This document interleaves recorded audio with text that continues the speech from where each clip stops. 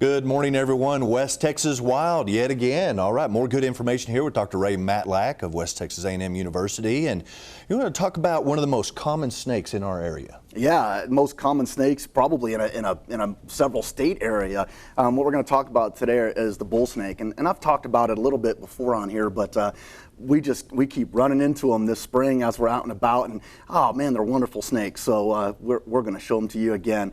This is a bull snake. This guy is probably 2.5 feet long, and we ran into him in the short grass prairie out in I think at the time we were in southeast Colorado, driving around doing some filming. Beautiful snakes. They're a constrictor, so they feed primarily on warm-blooded prey, so they'll feed on things like mammals and birds, also birds' eggs. And so when they will go after something like a mammal, say if they're in your barn and they're going after mice or rats, they'll grab them and constrict them, so they'll throw a coil or two of their body around them and hold them until they're asphyxiated so that the rodents don't damage them.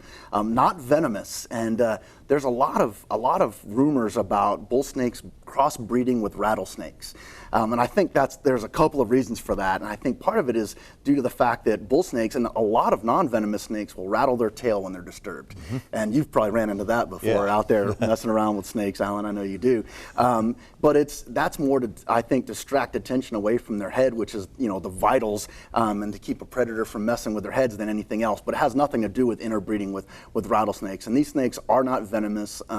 They will bite, but again, it's like any non-venomous snake bite where it's like a cat scratch. Unless it scares you to death, that's about the only way you're gonna go from a non-venomous snake bite. But they can get aggressive, but most of the time they just want to be left alone. I shouldn't say most of the time, they always just want to be left alone. And so you've messed with your share of bull snakes, haven't you? Oh yeah, I have, and probably still will. Still will, of course. One of my favorite snakes out there. They are. They're neat to have. They're neat to have around, and man, they'll hiss. I've had them where I've let them go and walked 100 yards away from them. You can still hear them hissing, and they're still trying to tell you to get lost.